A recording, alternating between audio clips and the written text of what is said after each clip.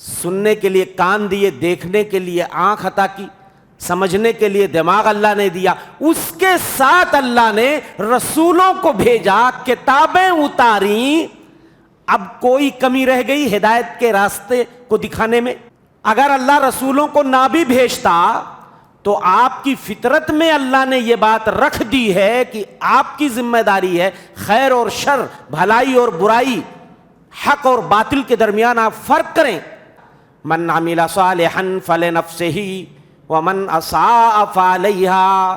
جو اچھا عمل کرے گا وہ اپنے لیے کرے گا، جو برا کرے گا اس کا وبال بھی اسی پر ہوگا. سچی راہوں کی تلاش اور جستجو ابھی کر لو قبل اس کے کہ یہ 6 چیزیں نبی کہہ رہے ہیں ظاہر ہو جائیں. دجال آ جائے، زمین سے جانور نکل جائے، دھواں پھیل جائے، سورج مغرب سے نکل جائے، او خاصت احدکم، یا تمہاری موت آ جائے، او امر العامہ، یا قیامت آ جائے. تو ان 6 چیزوں سے پہلے اپنے آپ کو ریڈی کر لو، تیار کر لو میرے بھائیو. اللہ کے رسول صلی اللہ علیہ وسلم نے فرمایا کیا میں تمہیں نہ بتا دوں ایک ایسی چیز جو دجال کے فتنے سے بھی بڑی چیز ہے؟ کہا ضرور بتا دیجئے اللہ کے رسول. آپ نے فرمایا ریاکاری، چھوٹا والا شرک بڑا ڈینجر ہے، یہ ہمارے اعمال کو چاٹ جائے گا، ثوابوں کو ضائع کر دیتا ہے. الحمدللہ رب العالمین والعاقبۃ للمتقین والصلاة والسلام على اشرف الانبیاء والمرسلین نبینا محمد وعلى آلہ واصحابہ اجمعین. اما بعد فقد قال اللہ تعالی فی کتابہ الحکیم انک لا تہدی من احببت ولکن اللہ یہدی من یشاء.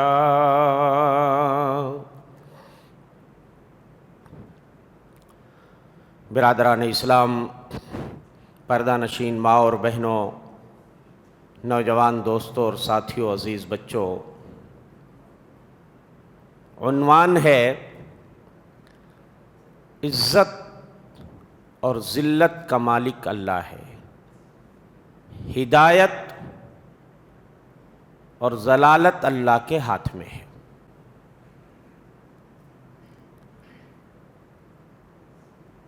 اللہ اس بات پر قادر ہے کہ جب چاہے کسی کو ہدایت دے دے، راہ راست پہ لے آئے، اور جب چاہے اسے راہ راست سے بھٹکا دے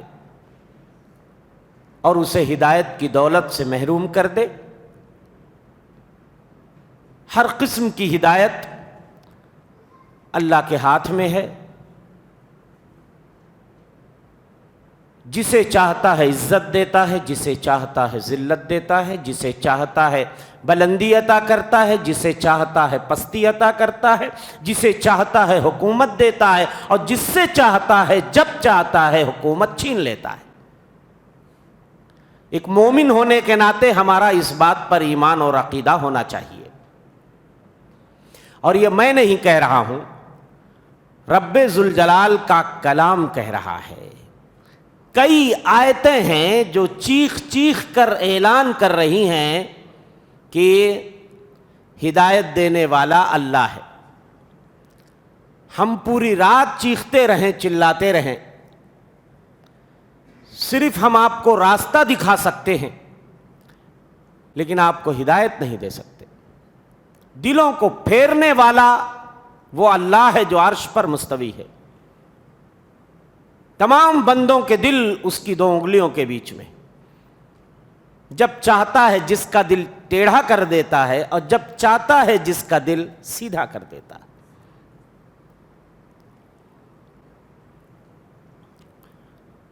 قرآن کی یہ آیت کریمہ بارہا آپ سنتے ہیں. انک لا تہدی من احببت ولکن اللہ یہدی من یشاء۔ اے نبی بے شک آپ بھی جس کو چاہیں ہدایت نہیں دے سکتے، ولکن اللہ یہدی من یشاء، اللہ جسے چاہتا ہے ہدایت عطا کر دیتا ہے۔ ہمارے نبی کی بڑی تمنا تھی کہ آپ کی امت کا کوئی فرد جہنم میں نہ جانے پائے، سارے لوگ ایمان لے آئیں اور سارے لوگ ہدایت یاب ہو جائیں۔ اور خاص طور سے جو آپ کے اعزا تھے، اقارب تھے، رشتہ دار تھے، صلہ رحمی کی بنیاد پہ آپ چاہتے تھے کہ یہ سب سے پہلے اسلام لے آئے۔ خصوصی طور پہ آپ ان کے لیے اور بھی زیادہ پریشان رہا کرتے تھے۔ اور اس آیت کریمہ سے تھوڑا سا پہلے اللہ نے ان اہل کتاب کا واقعہ بیان کیا ہے جو لوگ قرآن کی آیتیں سن کے ایمان لے آ رہے تھے، اسلام میں داخل ہو رہے تھے۔ تو ہمارے نبی کو ایک طرح سے دل میں خلش ہوتی تھی کہ نسبتاً جو دور کے لوگ ہیں وہ قرآن سن کے ایمان لا رہے ہیں، لیکن اپنے میرے جو قریبی ہیں وہ ایمان سے دور ہیں۔ کاش کہ وہ زیادہ سے زیادہ ایمان لاتے اور اسلام کے سائے میں آ جاتے تو کیا ہی اچھا ہوتا۔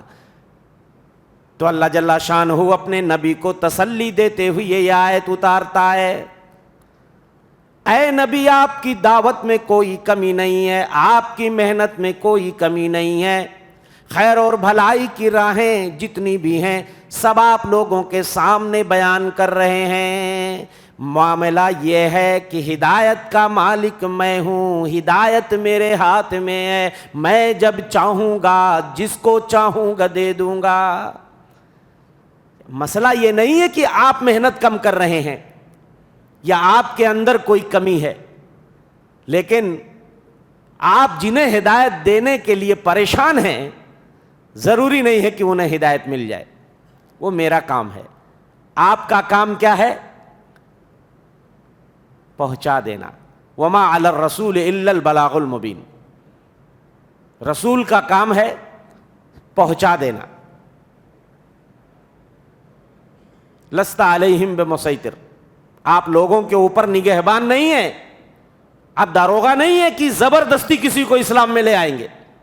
آپ کا کام ہے ہدایت کی راہیں آپ نے دکھا دیں۔ اور ویسے بھی میرے بھائیوں، اللہ نے بھلائی اور برائی، خیر اور شر دونوں راستے بتا دیے۔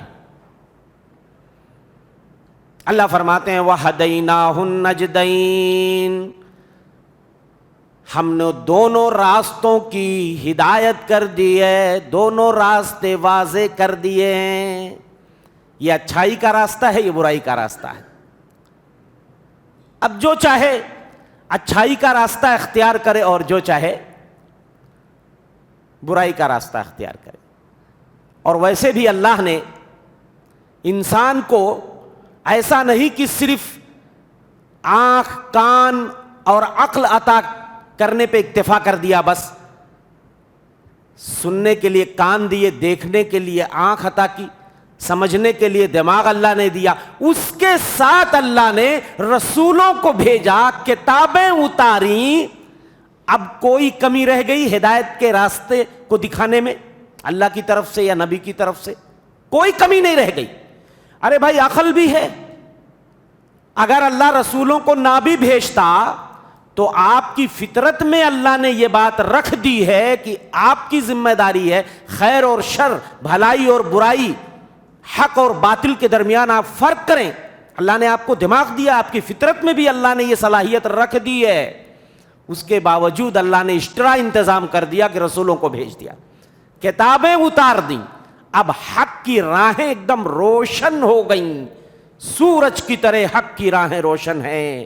اب جو اچھا عمل کرے گا وہ اپنے لیے کرے گا، جو برا عمل کرے گا من عمل صالحا فلنفسہ ومن اساء فعلیہا، جو اچھا عمل کرے گا وہ اپنے لیے کرے گا، جو برا کرے گا اس کا وبال بھی اسی پر ہوگا۔ تو میرے بھائیو، کئی آیتیں ہیں، ابھی تو میں نے ایک دو آیتیں آپ کے سامنے رکھی ہیں۔ ایک اور آیت میں آپ کو سنانا چاہتا ہوں. اللہ جل شانہ فرماتے ہیں ذالک ھدی اللہ، یہ اللہ کی ہدایت ہے، یہدی بہ من یشاء، اس کے ذریعہ اللہ جسے چاہتا ہے ہدایت دے دیتا ہے. وَمَن يُضْلِلِ اللَّهُ فَمَا لَهُ مِنْ هَادٍ، اور جسے اللہ گمراہ کر دے اسے کوئی بھی ہدایت نہیں دے سکتا.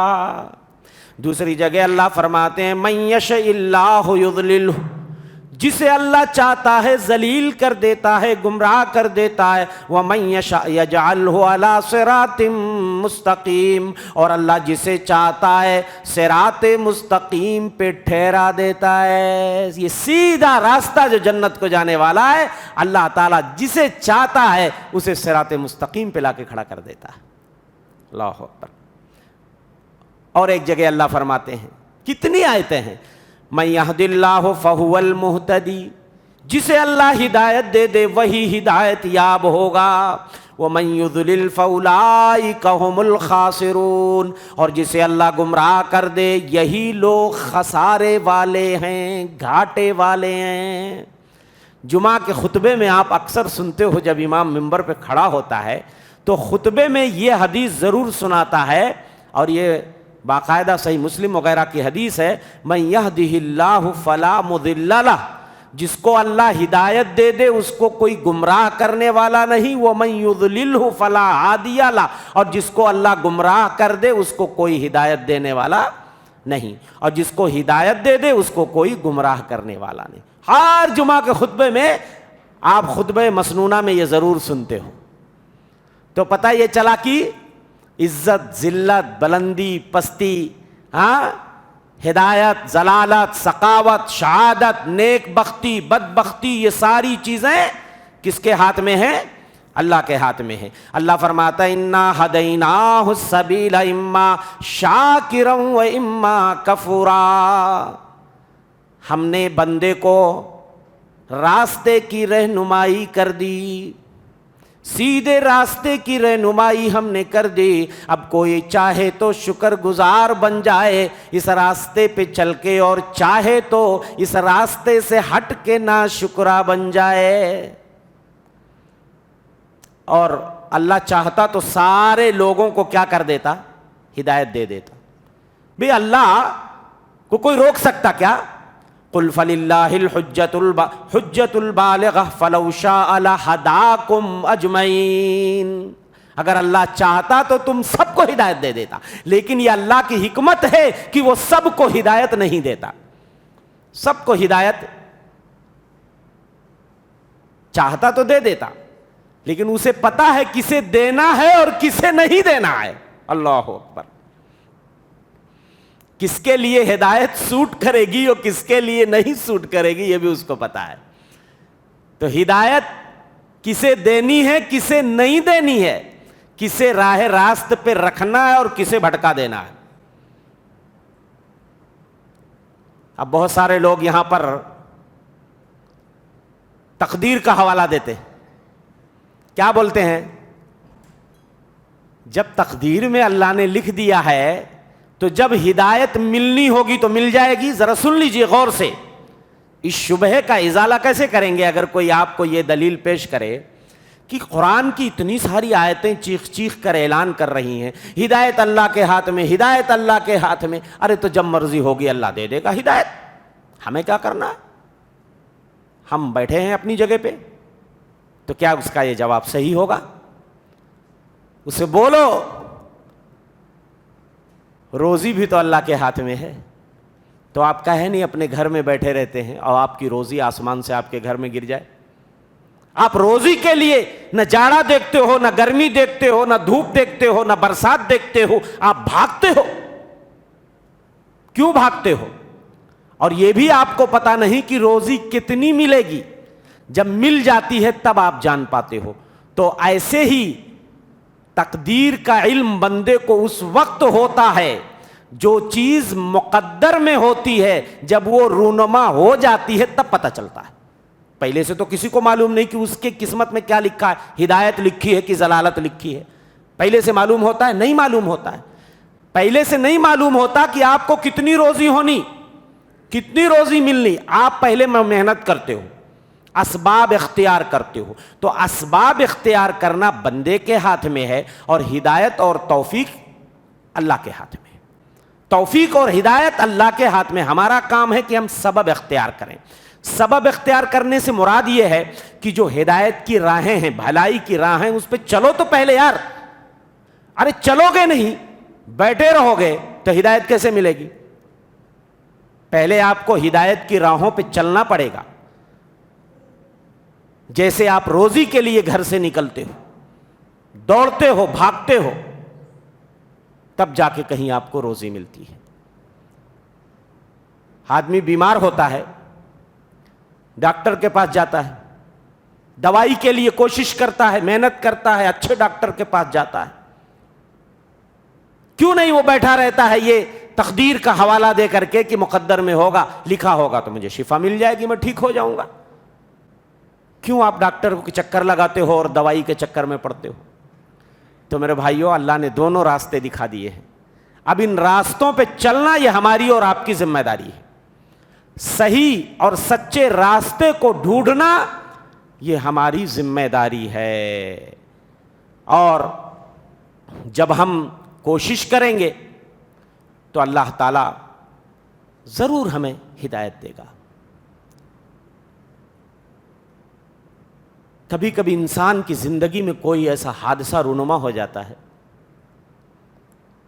کبھی کبھی معمولی واقعہ بھی انسان کی ہدایت کا سبب بن جاتا ہے. اللہ اکبر. اللہ اگر ہدایت دینا چاہے، ایک معمولی واقعے سے انسان کی آنکھ کھل جاتی. فضیل ابن عیاض رحمۃ اللہ علیہ کا نام سنا ہوگا آپ نے. علامہ ذہبی نے اپنی کتاب سیر اعلام النبلاء میں، اور ایسے ہی حافظ ابن کثیر وغیرہ نے اور بہت سے مورخین نے فضیل ابن عیاض رحمۃ اللہ علیہ کا واقعہ بیان کیا ہے کہ اللہ نے انہیں ہدایت کیسے دی. یہ اپنے وقت کے بہت بڑے ڈاکو تھے، چور تھے، راستے چلتے ہوئے راہگیروں اور مسافروں کو لوٹ لیا کرتے تھے. اور اس کے ساتھ ایک لڑکی پہ عاشق ہو گئے تھے، فریفتہ ہو گئے تھے، دلہار بیٹھے تھے.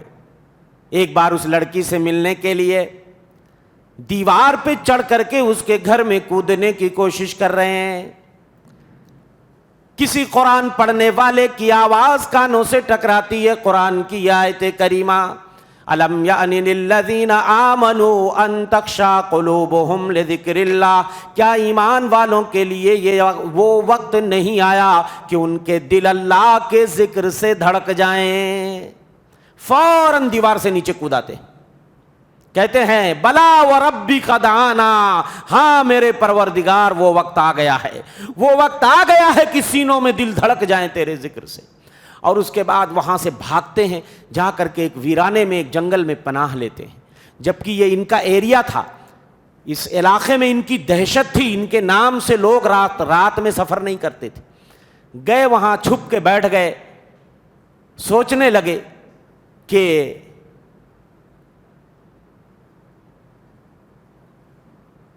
قرآن کی اس آیت نے میری آنکھیں کھول دی.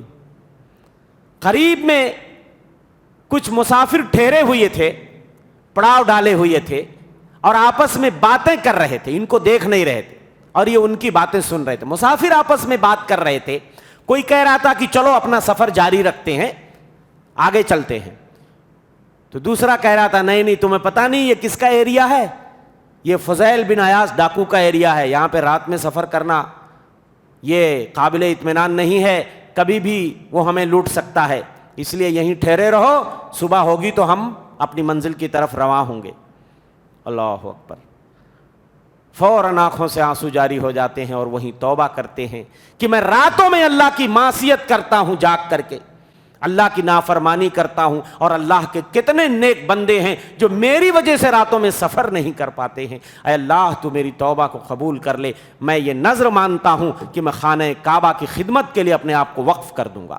ان کا نام پڑ گیا مجاور الحرمین، مجاور الحرم.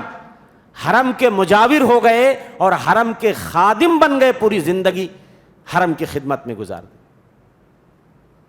پتہ نہیں کب اللہ ہدایت دے دے. ہمارا کام ہے اللہ سے رو رو کے گڑ گڑا کے ہم ہدایت مانگیں تو صحیح. ہاں آپ وطر میں دعا پڑھتے ہو کہ نہیں پڑھتے ہو؟ اللہم اہدنی فی من ہدیت وعافنی فی من عافیت. مطلب اس کا یہی ہوتا ہے کہ اللہ مجھے ہدایت دے دے. اللہ سے دعا کیجئے میرے بھائی، یا مقلب القلوب ثبت قلبی علی طاعتک، اے دلوں کے پھیرنے والے اپنی اطاعت پہ میرے دل کو جما دے. اللہم حبب الینا الایمان وزینہ فی قلوبنا، اے اللہ ایمان کو ہماری نگاہوں میں محبوب کر دے، ہمارے دلوں میں ایمان کو مزین کر دے. وکرہ الینا الکفر والفسوق والعصیان، اور اے اللہ تو ہماری نگاہوں میں کفر کو، گناہ کے کاموں کو اے اللہ ناپسندیدہ بنا دے. ایسے ہی ایک کالی کلوٹی لونڈی تھی، صحیح بخاری کی روایت، صحیح بخاری کی روایت ہے، بہت پیارا واقعہ ہے. حضرت عائشہ بیان کرتی ہیں ایک کالی کلوٹی لونڈی تھی، عرب قبیلے کی لونڈی تھی، بھاگ کر ہجرت کر کے مدینہ آ گئی تھی. اس کے لیے مسجد نبوی کے کونے میں ایک چھوٹا سا کمرہ بنا دیا گیا تھا، اور وہ میرے گھر میں آتی تھی اور دیر تک بیٹھ کر کے مجھ سے بات کرتی تھی. جب بھی وہ میرے کمرے میں آتی تھی، وہ کالی لونڈی جو کسی عرب قبیلے کی لونڈی ہوا کرتی تھی، اور انہوں نے اس کو آزاد کر دیا تھا، لیکن وہ انہی قبیلے میں رہنا پسند کرتی تھی، وہیں رہتی تھی. لیکن اس کے ساتھ زندگی میں ایک ایسا حادثہ ہوا کہ اس حادثے نے، اس واقعے نے اس کی زندگی بدل کے رکھ دی، اور وہ واقعہ اس کی زندگی میں اس کی ہدایت کا سبب بن گیا. وہ ایک شعر پڑھا کرتی تھی عربی زبان میں. اماں عائشہ کہتی جب بھی میرے گھر میں آتی تو یہی پڑھتی، وَيَوْمَ الْوِشَاهِ مِنْ تَعَاجِيبِ رَبِّنَا عَلَىٰ أَنَّهُ مِنْ بِلَادِ الْكُفْرِ أَنْجَانِي. ہار والا دن یہ میرے رب کے عجیب و غریب معاملات میں سے ہے کہ اللہ نے کفر کی سرزمین سے نجات دے کر مجھے اسلام کی سرزمین میں پہنچا دیا. ہجرت کر کے کفر کی سرزمین سے نکل کے کہاں آ گئی؟ دیار اسلام میں آ گئی. اماں عائشہ کہتی جب بھی یہ لونڈی آتی ہے یہی شعر پڑھتی ہے، ہار والا دن اللہ کے عجیب کارناموں میں سے ہے. تو یہ ہار والا دن کیا ہے بھائی؟ حضرت عائشہ کہتی ہے میں نے اس سے کہا کہ ذرا تم بتاؤ یہ کیا معاملہ ہے کہ تم جب بھی آتی ہو یہی شعر پڑھتی ہو؟ تو اس نے کہا میرے ساتھ ایک حادثہ ہوا تھا جس نے میری زندگی، میری دنیا بدل لی، اس لیے میں یہ شعر جب آتی ہوں تو پڑھتی ہوں. جس قبیلے کے اندر میں رہتی تھی ان کی ایک بچی تھی جس نے اپنی گردن میں ایک لال رنگ کا چمڑے کا ہار ڈالا ہوا تھا. عربی زبان میں وشاہ ہار کو کہتے ہیں، جو چمڑی وغیرہ کا بنایا جاتا ہے، اس کو بچیاں، لڑکیاں اپنی گردن میں ڈالتی ہیں. تو یوم الوشاہ ہار کا دن من تعاجیب ربنا، میرے رب کے عجیب و غریب معاملات میں سے. کہتی ہے ایک بچی وہ لال کلر کا چمڑے کا ہار گلے میں ڈال کے نکلتی ہے، اور کہیں اس کا وہ ہار کھو جاتا ہے، گم ہو جاتا ہے. تو قبیلے کے لوگوں نے میرے اوپر تہمت لگا دیا، الزام لگا دیا کہ وہ ہار میں نے اس کا چرا لیا ہے. اب سارے لوگوں نے مجھے گھیر لیا، میں اپنی صفائی دے رہی ہوں، کوئی میری بات نہیں سن رہا ہے کہ بھئی ہار سے میرا کوئی لینا دینا نہیں ہے، میں بری ہوں. لیکن ان ظالموں نے میرے ساتھ ایسا کیا کہ میرے پورے بدن کی تلاشی لی، یہاں تک کہ میری شرمگاہ کی بھی انہوں نے تلاشی لی. ابھی میں اسی پریشانی میں گرفتار تھی، وہ میرے پورے بدن کو ٹٹول رہے تھے، چیک کر رہے تھے کہ اس نے کہیں اندر چھپایا ہوا ہے. کہنے لگے اتنے میں ایک چیل آتی ہے، چیل جو ایک پرندہ ہے، موذی پرندہ ہوتا ہے، شکاری ہوتا ہے، تو چیل آتی ہے مڈلاتے ہوئے اور سب کے سامنے اس ہار کو گرا دیتی ہے. اس نے ایک گوشت کا ٹکڑا سمجھ کے، لال گوشت کا ٹکڑا سمجھ کے وہ چیل اٹھا لے گئی تھی. اس نے سمجھا یہ گوشت ہے، لیکن جب اس کو یہ لگا کہ یہ گوشت نہیں ہے تو ہار ہے، تو اس نے، چیل نے کیا کیا، تھوڑی دیر کے بعد اس کو لا کے واپس گرا دیا. تو جب وہ ہار سامنے گرا تو اس نے کہا دیکھو یہی وہ چیز ہے جس کی وجہ سے تم میرے اوپر الزام لگا رہے تھے، اللہ نے مجھے اس سے بری کر دیا، میرا اس سے کچھ لینا دینا نہیں تھا، لیکن تم لوگ میرے ساتھ زبردستی کر رہے تھے. کہنے لگی اس واقعے نے میری زندگی بدل دی، اور وہ کفر کی سرزمین سے نکال کر اللہ نے اس کو کہاں پہنچا دیا؟ مدینہ پہنچا دیا. تو میرے بھائیوں، کب کس کو ہدایت اور کس واقعے کی بنیاد پہ ہدایت مل جائے. بس ہمارا کام کیا ہے کہ ہم جس طریقے سے روزی حاصل کرنے کے لیے بھاگتے ہیں, دوڑتے ہیں, ایک دوسرے سے آگے نکلنے کی کوشش کرتے ہیں, تو ہدایت حاصل کرنے کے لیے ہم ریس کیوں نہیں لگاتے؟ کیوں نہیں بھاگتے ہم اور یہ سوچ کر ہم بیٹھے ہوئے ہیں؟ ہاں, اگر کسی کو بولو نمازیں کیوں نہیں آپ پڑھتے, کہتا ارے مولوی صاحب اللہ کو جب پڑھوانا ہوگا تو مجھے ہدایت دے گا, میں نماز شروع کر دوں گا. جب اللہ کو روزے رکھوانا مقصد ہوگا تو اللہ ہمیں ہدایت دے گا, میں روزے شروع کر دوں گا. ہاں,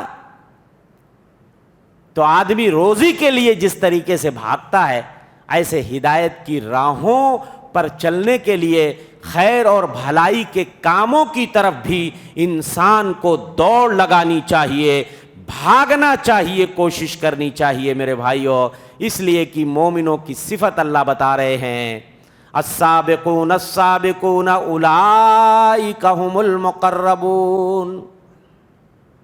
جو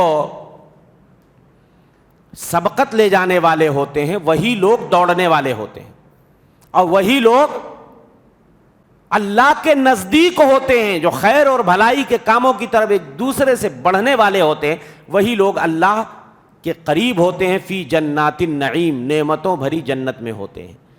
اور مومنوں کی صفت بیان کرتے ہوئے اللہ فرماتے ہیں ایک دوسری جگہ, اولئک یسارعون فی الخیرات وہم لہا سابقون. یہ وہ لوگ ہوتے ہیں جو خیر اور بھلائی کے کاموں میں ایک دوسرے سے ریس لگاتے ہیں. وہم لہا سابقون, اور یہ اس کی طرف سبقت لے جانے والے ہوتے ہیں. انبیاء کے بارے میں بھی اللہ اسی طرح کی بات بتا رہا ہے, انہم کانوا یسارعون فی الخیرات. انبیاء کی جماعت جو ہے نیکی کے کاموں میں سبقت لے جاتی تھی. وَيَدْعُونَنَا رَغَبًا وَرَهْبًا, اور انبیاء کی جماعت ہمیں خوف اور رغبت کے ملے ہوئے جذبات سے پکارتی تھی. وَكَانُوا لَنَا خَاشِعِينَ, اور یہ ہم ہی سے صرف ڈرتے تھے. اور اللہ کے رسول صلی اللہ علیہ وسلم نے اپنے صحابہ کو ابھارا ہے, بیٹھے مت رہو ہاتھ پہ ہاتھ دھرے, بھاگو دوڑو, نیکیوں کو حاصل کرنے کے لیے نکلو گھروں سے.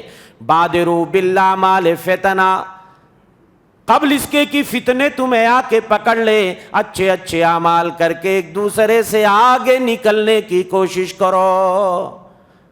قبل اس کے کہ وہ فتنے اتنے ڈینجر اور خطرناک ہو جائیں.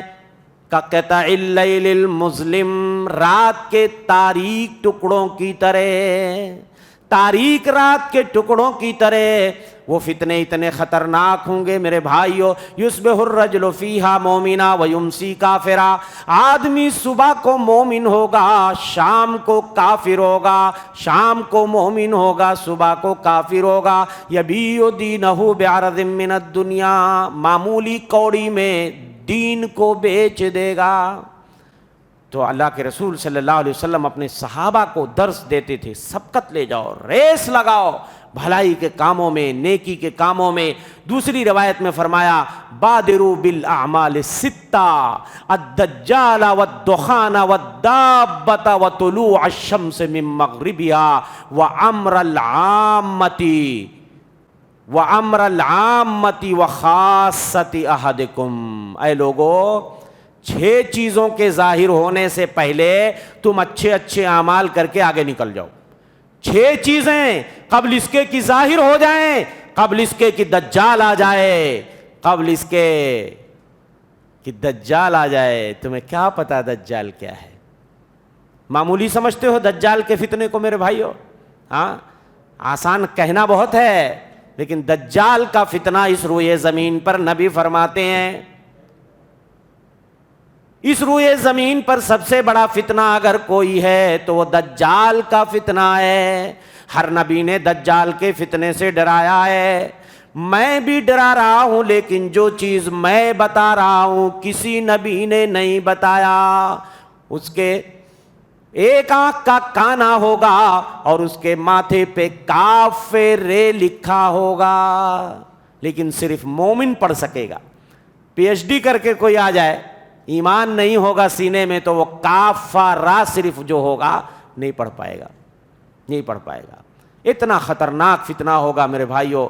ایک ہاتھ میں جنت لے کے پھرے گا، ایک ہاتھ میں جہنم لے کے پھرے گا، ایک ہاتھ میں روٹی کا پہاڑ ہوگا، دوسرے ہاتھ میں پانی کی نہر ہوگی، آسمان سے کہے گا بارش برسا تو بارش ہوگی، زمین سے کہے گا سبزہ اگا دے تو سبزہ اگا دے گی۔ لیکن نبی فرماتے ہیں جو اس کی جنت ہے وہ جہنم ہے، جو جہنم ہے وہی جنت ہے۔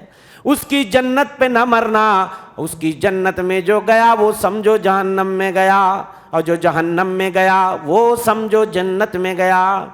کتنے مومنوں کو آرے سے چیر کر 2 ٹکڑوں میں الگ کر دے گا۔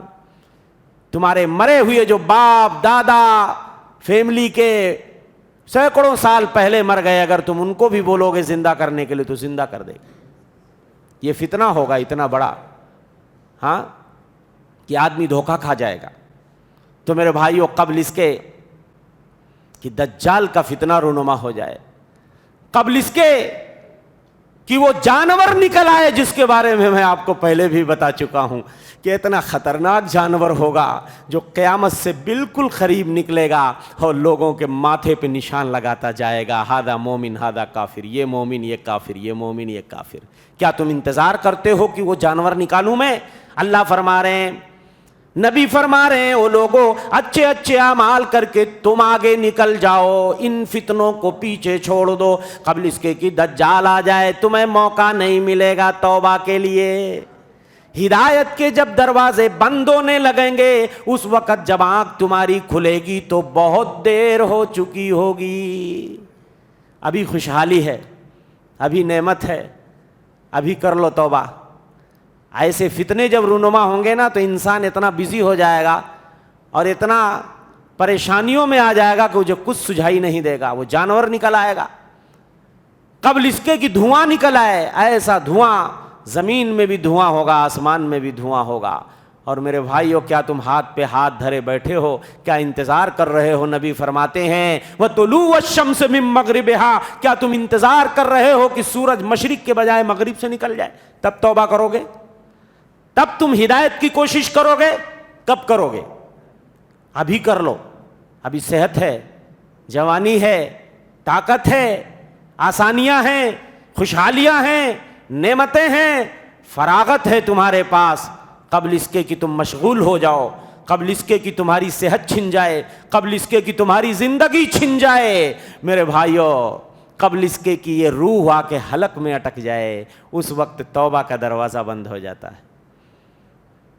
ان اللہ یقبل توبۃ العبد ما لم یغرغر، اللہ بندے کی توبہ کو اس وقت تک قبول کرتا ہے جب روح آ کے حلق میں اٹک جائے، اس سے پہلے۔ اور اس وقت تک بھی اللہ نے توبہ کے دروازے کو کھول رکھا ہے جب تک سورج مشرق کے بجائے مغرب سے نہ نکل جائے۔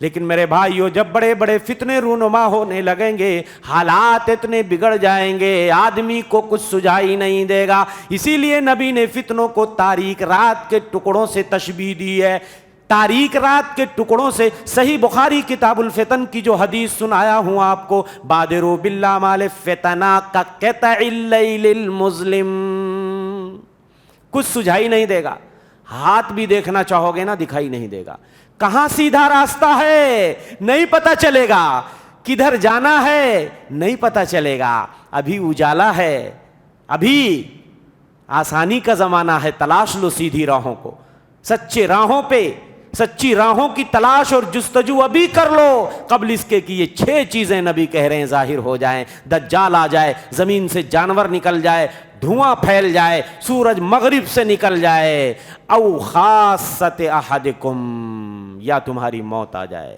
او امر العامہ، یا قیامت آ جائے۔ تو ان 6 چیزوں سے پہلے اپنے آپ کو ریڈی کر لو، تیار کر لو میرے بھائیو۔ اغتنم خمسن قبل خمسن، 5 چیزوں کو 5 چیزوں سے پہلے غنیمت سمجھو۔ شبابک قبل حرمک، اپنی جوانی کو بڑھاپے سے پہلے، وحیاتک قبل موتک، اپنی زندگی کو موت سے پہلے، وصحتک قبل مرضک، اور اپنی صحت کو بیماری سے پہلے، اور اپنی زندگی کو موت سے پہلے، فراغت کو مشغولیت سے پہلے، قبل اس کے کہ تم اتنے بزی ہو جاؤ کہ تمہیں ٹائم ہی نہ ملے۔ تمہیں اس کے لیے ٹائم ہی نہ ملے، اللہ تعالیٰ اتنا تمہیں مصروف کر دے اور مشغول کر دے، اتنے تم بزی ہو جاؤ کہ کہاں ہدایت ہے کہاں ضلالت ہے اور کیا اچھا ہے کیا برا ہے، تمہارے پاس ٹائم ہی نہیں اس طرف دیکھنے اور سوچنے کے لیے۔ ابھی فرصت ہے، سوچ لو اچھے سے، دیکھ لو اچھے سے۔ اس لیے میرے بھائیوں، خیر اور بھلائی کی راہوں کو تلاش کرنا ہم سب کی ذمہ داری ہے۔ اللہ کے رسول صلی اللہ علیہ وسلم اپنے صحابہ کے اندر یہ جذبہ بھرتے تھے۔ کبھی کبھی آپ پوچھ لیا کرتے تھے، فجر کی نماز پڑھا کے آپ بیٹھے، صحابہ سے سوال کر لیا، من اصبح منکم اليوم صائما، صحابہ بتاؤ آج تم میں روزے سے کون ہے؟ یہ رمضان کا مہینہ نہیں تھا، رمضان میں کیا ضرورت پوچھنے کی کہ روزے سے کون ہے؟ ہاں، غیر رمضان میں روزہ رکھ کے دکھاؤ، کون ہے تم میں جس نے آج روزہ رکھا ہے؟ سارے لوگ چپ ہیں۔ ابو ہریرہ کھڑے ہوتے ہیں، ابو بکر رضی اللہ عنہ کھڑے ہوتے ہیں اور کہتے ہیں اللہ کے رسول آج میں نے روزہ رکھا ہے، روزے کی نیت کر کے آیا ہوں اللہ کے رسول۔ آپ نے فرمایا کس نے مریض کی عیادت کی ہے؟ ابو بکر کھڑے ہوتے کہتے اللہ کے رسول میں نے کی ہے۔ کون جنازے کے پیچھے آج گیا ہے؟ آج ہمارے وہاں جنازے کے پیچھے کون جاتا ہے؟ بھی جنازہ اگر رشتہ داروں کا ہے، دوستوں میں سے کوئی ہے، پڑوسیوں میں سے کوئی ہے، عام مسلمان کا اگر جنازہ جا رہا ہے، ہم سے کیا لینا؟ بھی ہم نہ اسے جانتے نہ پہچانتے، عام مسلمان یہی سمجھتے ہیں کہ جنازے میں ہمیں کیا جانا، بھی کوئی ہمارا قریبی رشتہ دار تھوڑی نہ ہے۔ جبکہ میرے بھائیو جنازے میں شرکت کرنا پتہ ہے آپ کو، میت کا فائدہ تو ہے، ہم اس کے لیے مغفرت کی دعا کرتے ہیں، میرا اپنا کیا فائدہ ہے؟ کسی عام مسلمان کے جنازے میں جاؤ، کوئی ضروری نہیں ہے رشتہ دار ہو، ثواب لینے کے لیے جاؤ۔ اللہ کے رسول فرماتے ہیں جنازے کے پیچھے جاؤ گے ایک کی رات ثواب ملے گا، اور جنازے کے اوپر نماز پڑھو گے تو ایک کی رات ملے گا، اور اس کے پیچھے جاؤ گے دفن میں بھی شریک ہوگے، ڈبل کی رات ملے گا۔ صحابہ نے پوچھا اللہ کے رسول ایک کی رات کتنا ہوتا ہے؟ آپ نے فرمایا ایک کی رات احد کے برابر ہوتا ہے۔ تو جنازہ پڑھ لیے اور گئے دفن میں بھی شریک ہو گئے، کتنا ملے گا؟ 2 احد کے پہاڑ کے برابر نیکی تمہارے نامہ اعمال میں۔ سبحان اللہ، لوگوں نے اس کو سیاست سے جوڑ دیا ہے، جنازے کو بھی، عیادت کو بھی سیاست سے جوڑ دیا ہے۔ اجی اگر ان کو ہاسپٹل میں ایڈمٹ ہیں اگر دیکھنے نہ گئے تو لوگ کیا کہیں گے، پڑوسی کیا بولیں گے، وہ بیمار تھا اس کو تم دیکھنے نہیں گئے۔ اور جب جائیں گے تو ذرا ایک آدھ فوٹو نکال کے ذرا ڈال دینے کا کہ لوگوں کو پتہ چل جائے کہ میں گیا تھا بھائی ہاسپٹل میں دیکھ کے آیا، میرے بارے میں یہ مت سوچنا کہ میں نہیں گیا تھا۔ ارے میرے بھائیو، دوسرے کا یا مریض کا جو فائدہ ہے آپ کیا کرو گے؟ کسی کی بیماری آپ دور نہیں کر سکتے، آپ دعا کر سکتے ہو، آپ کا اپنا کتنا فائدہ ہے۔ آدمی گھر سے مریض کی عادت کے لیے نکلتا ہے، 70,000 فرشتے اس کے لیے دعا کرنا شروع کر دیتے ہیں، اور نبی فرماتے ہیں برابر وہ جنت کے پھلوں کو توڑنا شروع کر دیتا ہے۔ گھر سے نکل کے تم مریض کو دیکھنے جاتے ہو، گویا کہ تم جنت کے پھلوں کو توڑ رہے ہو۔ لم یزل فی خرفۃ الجنہ حتی یرجع، جب تک گھر کو پلٹ کے نہیں آ جاؤ گے تب تک تم جنت کے پھلوں کو توڑ رہے ہو۔ اللہ اکبر۔ آج ہمارا سارا معاملہ سیاست سے جڑا ہوا ہے۔ جنازے میں بھی لوگ جائیں گے تو ذرا سر اونچا کر کے کہ بھئی دیکھ لو کہ میں آیا ہوں، بعد میں کوئی یہ نہ سوچے کہ بھئی وہ فلاں صاحب تو یار آئے نہیں، ہاں محلے کے آدمی تھے وہ نہیں آئے، نہیں بھائی میں آیا ہوں۔ ہاں میرے بھائیو، ایسا آج کتنے مسلمان ہیں جو کسی عام آدمی کا جنازہ جا رہا ہے اور یہ سوچ کے چلے جائیں قبرستان کی یار ثواب لینا ہے۔ وہ مرنے والے کو ہم جانتے پہچانتے نہیں پہچانتے، صرف اس نیت سے ہر آدمی اپنے آپ سے پوچھے کہ کتنے جنازوں میں ہم شریک ہوئے ہیں کہ مرنے والے کو ہم پہچانتے نہیں ہیں، جانتے ہی نہیں ہیں، بس اتنا ہے کہ مسلمان ہیں۔ آج ایسے بہت تھوڑے لوگ ملیں گے، میں آپ کو بتا دے رہا ہوں۔ بہت سارے لوگ صرف نام گنانے کے لیے، ایڈورٹائز کے لیے، اللہ معاف کرے، اور اگر اس کا ڈر نہ ہو کہ لوگ ہمیں کیا کہیں گے تو شاید اپنے بہت سے جاننے پہچاننے والوں کے بھی جنازے میں جانا چھوڑ دیں لوگ۔ تو میرے بھائیوں، اس طرف توجہ دینے کی ضرورت ہے۔ یہ کتنی بھلائیاں اور نیکیاں ہم لوگ ایسے ہی ضائع کر دیتے ہیں. حضرت عبداللہ ابن عمر، سن لیجئے، صحیح مسلم شریف کی روایت ہے، حوالہ بھی بتا رہا ہوں، صحیح مسلم کتاب الجنائز کھول کے دیکھ لیجئے. حضرت ابو ہریرہ نے جب یہ حدیث سنائی نا کہ جنازے کی نماز پڑھ لو گے اگر کسی میت پہ 1 قیراط ثواب ملے گا، اور پیچھے جاؤ گے ڈبل ملے گا.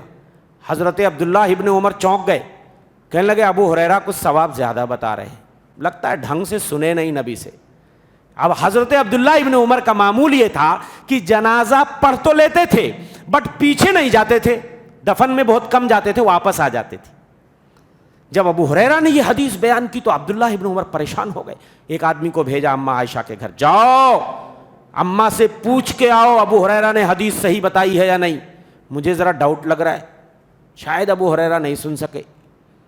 اور جب تک مسجد کی کنکریاں ہاتھ میں لیتے ہیں اور ایسا ٹینشن میں بیٹھے ہوئے ہیں، پتہ نہیں کیا خبر لے کے آتا ہے.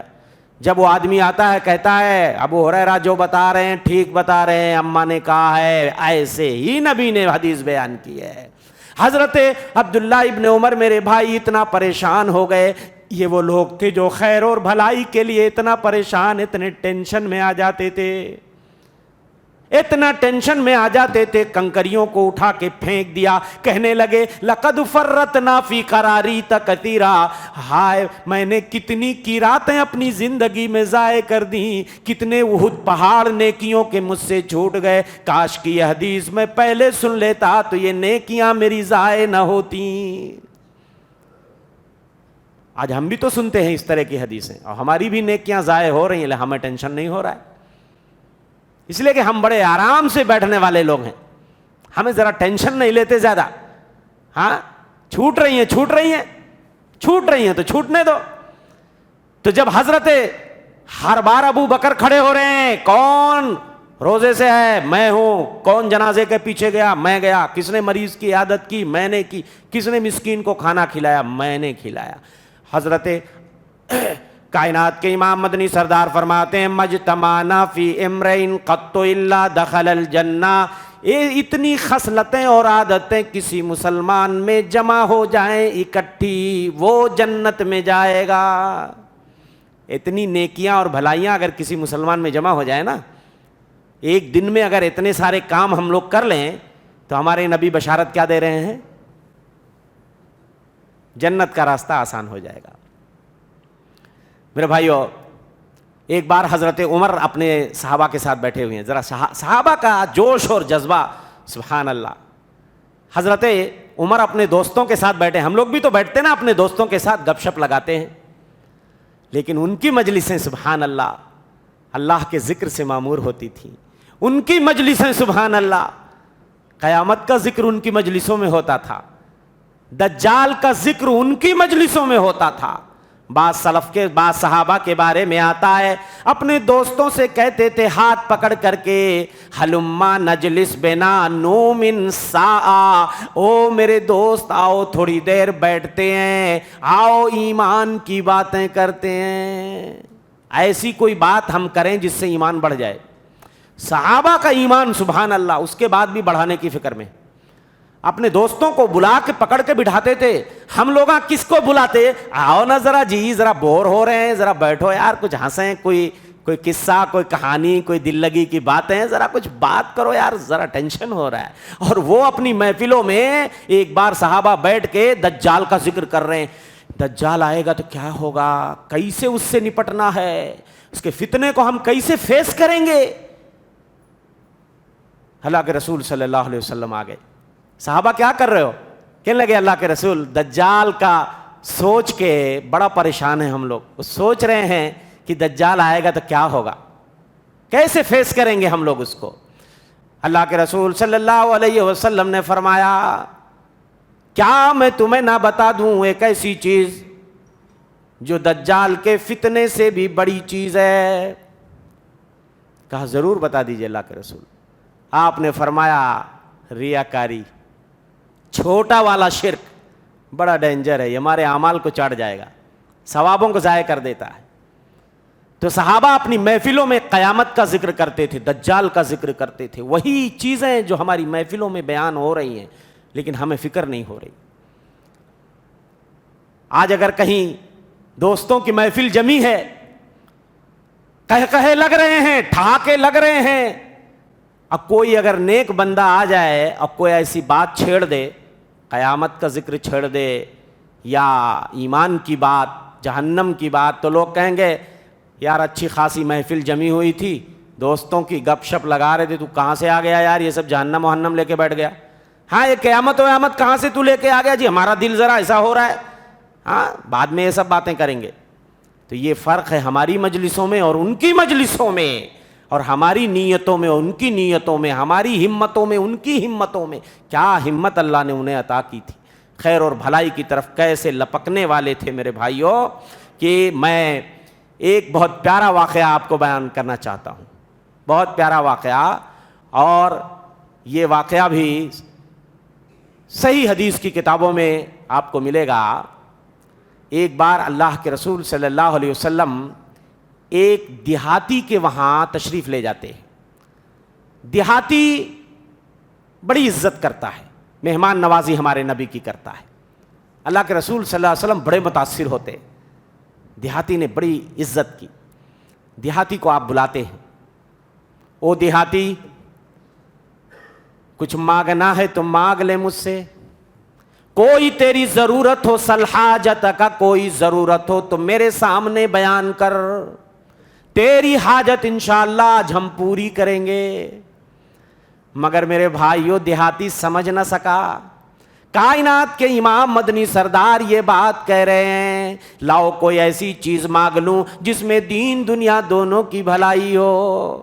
کوئی ہوشیار آدمی، عقل مند آدمی ہوتا تو اس موقع کو ضائع نہ ہونے دیتا، فوراً کہتا یا تو جنت مانگ لیتا یا تو نبی کی رفاقت مانگ لیتا، آپ کے ساتھ ہم جنت میں رہنا چاہتے، آپ کے نزدیک رہنا چاہتے، ایسی کوئی بات مانگ لیتا۔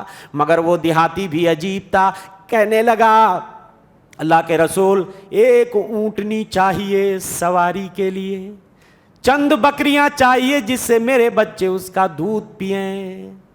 اللہ کے رسول صلی اللہ علیہ وسلم صحابہ سے کہتے ہیں، مخاطب ہوتے ہیں اپنے صحابہ کی طرف، اعجزتم من تکونوا مثل عجوز بنی اسرائیل، او صحابہ تم بنو اسرائیل کی اس بڑھیا کی طرح بھی نہ بن سکے، تم نے مانگا بھی تو کیا مانگا، ارے وہ بنو اسرائیل کی بوڑھی عورت تھی، اس کے واقعے سے تو عبرت پکڑ لیتے۔ صحابہ چونک گئے، اللہ کے رسول صلی اللہ علیہ وسلم وہ بنو اسرائیل کی بوڑھی عورت کیا تھا اس کا واقعہ، ہم نے نہیں سنا، ذرا بتائیے آپ۔ کہنے لگے اس کا واقعہ یہ ہے کہ حضرت یوسف علیہ السلام، جن کا واقعہ میں تفصیل سے بتا چکا ہوں، انہی کی وجہ سے بنو اسرائیل وہاں جا کے آباد ہوئے، ورنہ یہ تو کنعان کے رہنے والے تھے، ارض مقدسہ کے تھے، ان کی وجہ سے جا کر کے وہ مصر میں آباد ہوئے۔ تو یوسف علیہ السلام کی جب موت آئی تو انہوں نے کہا تھا بنو اسرائیل سے، جب بھی تم کبھی مصر سے جانا تو میری باڈی کو ساتھ لے کے جانا، مجھے نہیں چھوڑنا یہاں پہ۔ تو جب موسیٰ علیہ السلام بنو اسرائیل کو وہاں سے نکالنے میں کامیاب ہو گئے، پورا واقعہ میں بتا چکا ہوں، بنو اسرائیل کو مصر سے نکالنے میں جب حضرت موسیٰ علیہ السلام کامیاب ہو گئے اور بنو اسرائیل کو لے کے جانے لگے تو اندھیرا چھا گیا، راستہ ہی نہیں مل رہا تھا۔ تو موسیٰ علیہ السلام بڑے پریشان ہوئے، تو راستہ ہی نہیں مل رہا ہے۔ تو جو بنو اسرائیل کے علماء تھے انہوں نے کہا موسیٰ علیہ السلام سے کہ حضرت یوسف نے مرتے وقت یہ ایگریمنٹ لیا تھا بنو اسرائیل سے کہ جب بھی تم یہاں سے جانا تو میری باڈی کو ساتھ لے کے جانا، جب تک ان کی باڈی نہیں ہم لے چلیں گے تب تک ہمیں راستہ نہیں ملے گا۔ موسیٰ علیہ السلام نے کہا تو پھر ان کی قبر ہے کہاں؟ یہ تو مجھے پتہ بھی نہیں ہے۔ معلوم یہ ہوا نبیوں کو غیب کا علم نہیں ہوتا ہے۔ موسیٰ علیہ السلام کو نہیں معلوم کہ یوسف علیہ السلام کی قبر کہاں ہے، تو کہا کہ بھائی کیسے پتہ چلے گا کہ یوسف علیہ السلام کی قبر کہاں ہے؟ تو علماء نے بتایا کہ ایک بنو اسرائیل کی بوڑھی عورت ہے، صرف اسی کو پتہ معلوم ہے، اور بقیہ اب کوئی زندہ نہیں ہے جو بتا سکے۔ موسیٰ علیہ السلام اس بوڑھی عورت کے پاس جاتے ہیں، بڑی منت سماجت کرتے ہیں کہ اماں بتا دو یوسف علیہ السلام کی قبر کہاں ہے. کہنے لگی نہیں بتاتی, میری ایک شرط ہے, میری شرط کو اگر تم مانو تو میں بتاتی, ورنہ نہیں بتاتی. کیا شرط ہے اماں؟ وہ عورت کہتی ہے میری ایک شرط یہ ہے کہ میں تمہارے ساتھ جنت میں رہنا چاہتی ہوں. اگر میری یہ شرط تمہیں منظور ہے تو میں تمہیں یوسف علیہ السلام کی قبر کا پتہ بتاؤں گی, ورنہ نہیں بتاؤں گی. پہلے حضرت موسیٰ نے انکار کر دیا, اتنی بڑی بات میں کیسے بول دوں. اللہ نے ان کے پاس وحی بھیجی, موسیٰ وہ خاتون جو کہہ رہی ہے اس کی بات مان لو, بول دو اس کو, ٹھیک ہے. اللہ کی طرف سے اجازت مل گئی. موسیٰ علیہ السلام نے کہہ دیا ٹھیک ہے, ٹھیک ہے, تمہاری شرط منظور ہے, میرے ساتھ جنت میں انشاءاللہ اللہ تمہیں رکھے گا, لیکن تم بتاؤ تو صحیح کہ وہ قبر ہے کہاں. وہ لے کے جاتی ہے ایک چھوٹے سے تالاب کے پاس, وہاں تھوڑا سا پانی تھا, ایک کھڈا تھا, اس میں پانی تھا تھوڑا سا. تو اس نے کہا اس پانی کو نکالو, اس کو صاف کرو. پانی جب نکالا گیا تو ایک کنارے کی طرف اس نے اشارہ کیا, یہاں پہ کھودو, مٹی ہٹاؤ. جب مٹی کھودی گئی تو وہاں پہ حضرت یوسف کی باڈی چمک رہی تھی. پتہ یہ چلا نبیوں کے جسم کو مٹی نہیں کھاتی ہے, حرام کر دیا ہے اللہ نے زمین کو کہ کسی نبی کے جسم کو ٹچ کرے, دم نہیں ہے مٹی میں. اور جب یوسف علیہ السلام کی باڈی کو لے کر کے جب اپنے ساتھ چلے کہ وہاں چل کے ارض مقدسہ میں وہاں دفن کریں گے, اجالا ہو گیا, راستہ مل گیا. تو اللہ کے رسول صلی اللہ علیہ وسلم سے جب اس دیہاتی نے ایک اونٹنی کا سوال کیا اور بکریوں کا سوال کیا تو اللہ کے رسول کو بڑا عجیب لگا کہ تم بنو اسرائیل کی اس بوڑھی عورت کی طرح نہ بن سکے جس نے مانگا بھی تو کیا مانگا, جنت میں رفاقت مانگی. اور ایسے ہی ایک نوجوان ربیعہ الاسلمی, ربیعہ ایک نوجوان تھے, شادی بھی نہیں ہوئی تھی, کوئی گھر بھی نہیں تھا. رات میں اللہ کے رسول صلی اللہ علیہ وسلم کے دروازے پہ آ کے سو جاتے تھے عشاء کی نماز کے بعد. دروازے پہ اس لیے سوتے تھے کہ شاید رات میں آپ کو کوئی حاجت ہو, کوئی ضرورت ہو اور آپ آواز دیں تو میں آپ کی ضرورت پوری کروں گا. ایک رات اللہ کے رسول صلی اللہ علیہ وسلم کی آنکھ کھل گئی, آپ نے وضو کا پانی منگایا, میں نے لا کے وضو کا پانی آپ کی خدمت میں حاضر کر دیا.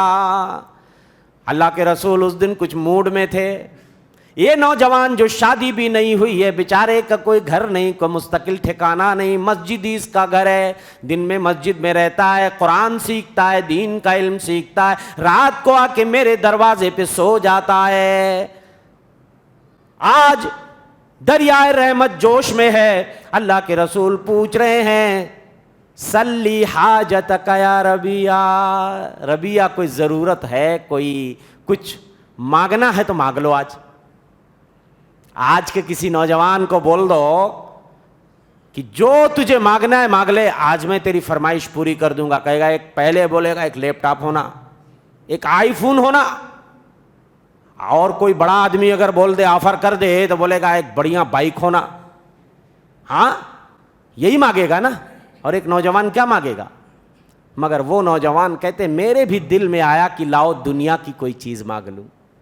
آج نبی بول رہے ہیں کہ مانگ لو, لاؤ دنیا کی مانگ, مجھے ضرورت ہے دنیا کی, نہ گھر ہے نہ بیوی ہے, کچھ بھی تو نہیں ہے. لیکن میرے بھائیو وہ نوجوان بھی کیا نوجوان تھا, کہنے لگے فوراً میں نے اپنا ڈیسیژن چینج کر دیا اور میں نے کہا ارید مرافقتک فی الجنہ, او نبی میں آپ کے ساتھ جنت میں رہنا چاہتا ہوں. آپ نے فرمایا کوئی اور دوسرا سوال کرو ربیعہ, یہ سوال ذرا مشکل ہے. اڑ گیا نوجوان اسی پہ, نہیں ہوتا دوسرا, یہی ہونا, جنت میں آپ کے ساتھ ہونا. تو اللہ کے رسول صلی اللہ علیہ وسلم نے کہا اعنی علی نفسک بکثرت السجود, حدیث کے الفاظ ہیں اعنی علی نفسک بکثرت السجود. تو ربیعہ اگر میرے ساتھ جنت میں رہنا ہے تو تمہیں ایک کام کرنا پڑے گا, کثرت سے نوافل پڑھو, سجدے کرو, اس سے تمہارے درجات بڑھ جائیں گے. کثرت سے نوافل پڑھو سجدے. تو میرے بھائیوں یہ سب یہ ایسے واقعات ہیں کہ جو خیر اور بھلائی کے راہوں کی طرف لپکنے والے یہ لوگ. حضرت ایک اور صحابی کا واقعہ سناتا ہوں, اور یہ واقعہ صرف میں اس کو قصہ بول رہا ہوں, لیکن یہ ساری حدیثیں آپ کو کچھ بخاری میں ملیں گی, کوئی مسلم میں ملے گی, کوئی اور کسی حدیث کی بالکل پرفیکٹ حدیثیں آپ کو سنا رہا ہوں.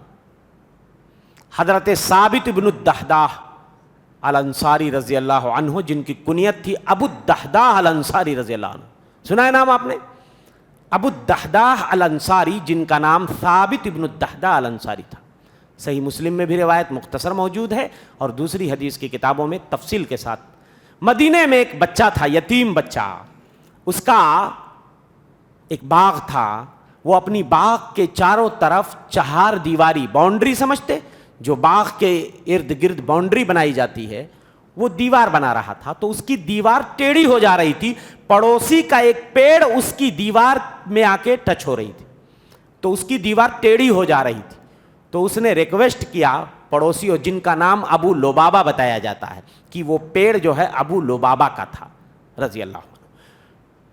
بچے نے کہا کہ دے دو, میری دیوار سیدھی ہو جائے گی. تمہیں ایک پیڑ دینے سے میری دیوار, اتنے سارے پیڑ ہیں تمہارے پاس, باغ ہے, ایک پیڑ دینے سے کیا ہوتا ہے؟ انہوں نے کہا نہیں میں نہیں دیتا. بھائی ان کو ضرورت رہی ہوگی, بے آدمی کی اپنی چیز ہے, اگر وہ منع کر دے تو کوئی کیا کر سکتا. بچے نے جا کے نبی سے کہا آپ بول دیجئے. کائنات کے امام مدنی سردار نے کہا او لبابہ یہ ایک پیڑ تم دے دو, اللہ تمہیں جنت میں کھجور کا ایک پیڑ دے گا. مگر انہوں نے منع کر دیا. ہو سکتا ہے ان کو کوئی ایسی ضرورت رہی ہو کہ وہ دینے کی پوزیشن میں نہ رہے ہوں, اس لیے ہمیں اچھی بات ہی سوچنی ہے ان کے بارے میں.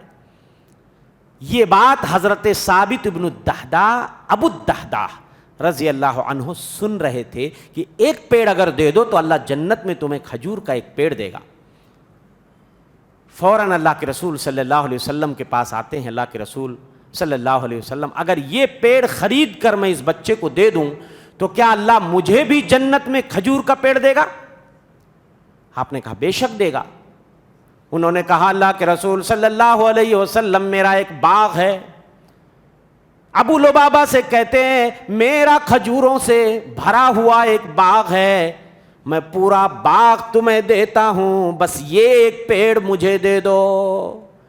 کہنے لگے یہ سودا مجھے منظور ہے. اللہ کے رسول صلی اللہ علیہ وسلم سے فرماتے ہیں اے نبی میں نے یہ پورا باغ, ایک پیڑ پورا باغ کے بدلے خرید لیا ہے, اب آپ اس بچے کو عطا کر دیجئے. کائنات کے امام مدنی سردار نے فوراً ہاتھ اٹھائے, دعا کیا کہ اللہ ربح البیع یا ابا الدحداح, ربح البیع یا ابا الدحداح, او ابو الدحداح تمہاری تجارت کامیاب ہو گئی, تم کامیاب ہو گئے. مسلم کی روایت میں اور دوسری حدیث کی کتابوں میں ہے کم من عذق معلق فی الجنت لابی الدحداح, جنت میں کھجوروں کے کتنے خوشے لٹک رہے ہیں ابو الدحداح کے لیے, جنت میں کھجوروں کے کتنے خوشے لٹک رہے ہیں ابو الدحداح کے لیے. حضرت ابو الدحداح جاتے ہیں باغ کے پاس. باغ کے اندر بیوی بچے بھی ہیں, بیوی بھی ہے بچے بھی ہیں. گیٹ پہ کھڑے ہو کے آواز دیتے ہیں اخرجی یا ام الدحداح, او میری بیگم ام دحداح جلدی نکلو باغ سے. کہنے لگی کہے نکلیں بھائی, یہ تو باغ میرا ہے. ہمارا باغ ہے, کسی غیر کے باغ میں تو ہم نہیں آئے ہیں. بولتے اب یہ باغ میرا نہیں رہا. نہیں رہا کیا ہو گیا؟ کہنے لگے بیچ دیا میں نے. بیچ دیا کس چیز کے بدلے بیچا؟ ایک پیڑ جنت میں, ایک پیڑ کے بدلے میں نے پورا باغ بیچ دیا. میرے بھائیو قربان جائیے اس نیک خاتون پر.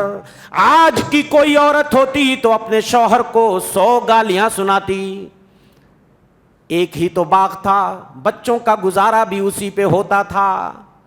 ایک او شوہر نامدار تمہاری عقل پہ پردے پڑ گئے تھے, تم نے ایک پیڑ کے بدلے پورا باغ بیچ دیا, تم نے تو ہمیں کنگال کر دیا.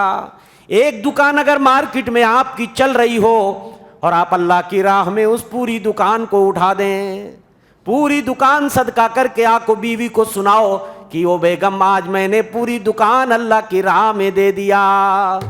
बीवी कहेगी तुम पगला गए हो, तुम्हारी अकल खिसक गई है, बच्चों के लिए कपड़े कहाँ से आएंगे, घर का खर्चा कहाँ से चलेगा, ऐसा भी कोई सदका देता क्या। मगर मेरे भाइयों वो नेक बीवी कहती है हम कामयाब हो गए, अगर जन्नत में अल्लाह एक पेड़ दे रहा है तो हम कामयाब हो गए, हमारी तिजारत कामयाब हो गई। यहाँ तक कि बच्चों ने जो जेबों में खजूरें डाली थीं वो भी निकाल के फेंक दिए, बोले अब इन खजूरों पे भी हमारा हक नहीं रहा। मुंह में अगर बच्चों ने खजूरें डाल ली थी तो कहा ये भी निकाल के फेंक दो, अब खलास ये हमारा बाग नहीं रहा, हमने दे दिया इसको अल्लाह की राह में। ऐसे लोग गुजरे हैं मेरे भाइयों, बहुत सारे वाकयात हैं। हजरत अबू बकर इस उम्मत में नबी के बाद सबसे अफजल, जिन्हें जन्नत की बशारत भी मिली है और नबी के बाद सबसे अफजल तरीन मकाम भी मिला है। मगर मेरे भाइयों खैर और भलाई की तरफ दौड़ा कैसे जाता है, नेकियों को बटोरने का सलीका सहाबा से सीखो। हजरत अबू बकर हर रोज फजर की नमाज पढ़ के मदीने के बाहर निकल जाते, हजरत उमर उनको ताड़ते रहते थे, देखते रहते थे ये रोजाना फजर के बाद निकल के कहाँ जाते हैं, चलो इन्हें देखते हैं। जासूसी लग जाते, जासूसी करते। लेकिन ये वो लोग थे जो अल्लाह के दीन के लिए, नेकियों के लिए तो जासूसी करते थे, लेकिन दुनिया के लिए नहीं करते थे। आज हम लोग किस लिए जासूसी करते हैं? अजी वो सुबह सुबह उठ के जाता है, कहाँ से माल लाता है, हाँ कहाँ से लाता है, बड़ा पैसा कमा रहा है, चलो हम भी देखेंगे, ताड़ेंगे, झांकेंगे, पूछेंगे लोगों से ये कौन सी बिजनेस करता है, जरा इसकी जिंदगी में झांक के देखेंगे। लेकिन वो लोग थे दुनिया के लिए रेस कभी नहीं लगाते थे। हजरत उमर ने कहा एक दिन कि मैं इनका पीछा करूंगा, इनके पीछे जाऊंगा, देखूंगा ये जाते कहाँ हैं। हजरत अबू बकर मदीने से बाहर निकल जाते हैं, एक झोपड़ी थी उसके अंदर घुस जाते, कहते हाँ ये तो झोपड़ी में चले गए, छुप गए। काफी देर के बाद हजरत अबू बकर उस झोपड़ी से निकल के जब बाहर चले जाते हैं, पीछे हजरत उमर उस झोपड़ी में आते, वहां पे एक बूढ़ी औरत जिसकी बीनाई भी खत्म हो गई थी, काफी लंबी उम्र हो गई थी, वो वहां पे पड़ी हुई थी, कोई उसका सहारा नहीं था। हजरत उमर पूछते हैं अम्मा ये कौन आदमी है जो तुम्हारी झोपड़ी में आता है? कहने लगी बेटा ये तो रोज फजर के बाद आता है, कोई आज नया नहीं आया, रोज आता है, मेरे कमरे में झाड़ू लगाता है, बकरी का दूध निकालता है, मेरे खाने की चीजें रख के चला जाता है, मुझे नहीं मालूम कौन है, क्यों आता है, मुझे क्या पता, मेरी तो बीनाई भी नहीं है, कौन है, क्यों आता है। हजरत उमर ने कहा लक़द अताबतल खुलफ़ा मिन बादिक या अबा बकर, अय अबू बकर तुम्हारे बाद जो भी खलीफा बनेगा बहुत मशक्क़त में आ जाएगा, तुमने अपने बाद होने वाले खुलफ़ा को बड़ी परेशानी में, इतना कौन कर पाएगा, कौन खलीफा बनेगा तो सबकी खबरगिरी करेगा, कौन बूढ़ा है, कौन बीमार है, कौन मरीज है, कौन कहाँ पड़ा हुआ है, कौन इतना ख्याल रख पाएगा। तो आपके बाद तो बहुत भारी जिम्मेदारी उसके कंधे पे आ जाए, आपने थका दिया सारे खुलफा को, अपने बाद होने वालों को। तो मेरे भाइयों ऐसे वाक़यात भरे पड़े हैं। मैं यही गुजारिश है कि मेरे भाइयों हम इस रमज़ान के महीने में अल्लाह से रो रो के दुआ करें कि अल्लाह जो हिदायत तूने हमें नसीब की है, ऐ अल्लाह मरते दम तक तू इसी पे हमें कायम रखना। ऐ अल्लाह तो हमारी ज़िंदगी में कोई ऐसा मोड़ और कोई ऐसा मरहला न लाना कि हमारे दिल हिदायत याब होने के बाद टेढ़े हो जाएं। कितने लोग ऐसे हैं कसम अल्लाह की, मैंने देखा है बुढ़ापे में दिल टेढ़ा हो जाता है। कितने लोग पूरी ज़िंदगी ठीक रहे, बुढ़ापे में भटक गए राह रात से। कितने लोग ऐसे हैं, कितने लोगों की मैंने दाढ़ियाँ देखी हैं, काफ़ी बड़ी और घनी दाढ़ियाँ मैंने देखी हैं, और कुछ सालों के बाद मैंने उन्हें क्लीन शेव भी देखा है। कितने लोगों को नमाजों की पाबंदी करते हुए देखा है, और कई सालों के बाद जब मुलाकात हुई तो पता चला कि दीन से अब इनको कोई दिलचस्पी ही नहीं। पता नहीं कब अल्लाह दिल को फेर दे। इसलिए दुआ करें और खैर और भलाई की तरफ हमेशा दौड़ते रहें। थक हार के बैठना नहीं है, रमज़ान के बाद भी जारी रखना है। کچھ نہ کچھ عمل کا سلسلہ ہمیں جاری رکھنا ہے. ٹھیک ہے ہم تراویح نہیں پڑھ سکتے, تہجد کے لیے 2 رکعت کے لیے بھی اٹھ سکتے, ضروری نہیں ہے کہ آپ 11 رکعت پڑھیں. آدمی 2 ہی رکعت پڑھے لیکن برابر پڑھے. آدمی نفلی روزے کبھی اہتمام کر لے. شوال آ رہا ہے, سنا آج آپ نے 6 روزے شوال کے رکھ لیجیے. ہاں تو میرے بھائیو خیر اور بھلائی کے راستے بہت ہیں, بس نیکیاں بکھری ہیں, انہیں دامن میں سمیٹنے والا چاہیے. تو اللہ سے دعا ہے کہ مولا ہمارا یہ شوق, ہماری یہ رغبت, ہماری یہ دلچسپی اے اللہ رمضان کے بعد بھی تو قائم رکھ, اور اے اللہ پوری زندگی جب تک ہم دنیا میں زندہ رہیں عقیدہ توحید پہ زندہ رہیں. اے اللہ ہم ایسے ہی ہدایت یاب بن کے رہیں. اے اللہ تو ہمیں گمراہیوں کی دلدل میں دھنسنے سے بچا لے. اے اللہ تو ہمیں راہ راست سے بھٹکنے سے بچا لے. اور اے اللہ تو ہمارے سینوں میں ایمان کی, توحید کی مولا حفاظت فرما. شرک و بدعت سے, معصیت اور گناہ کے کاموں سے اللہ ہمیں دور رکھ. آمین. وما توفیقی الا باللہ. صلی اللہ علیہ محمد. السلام علیکم ورحمۃ اللہ وبرکاتہ.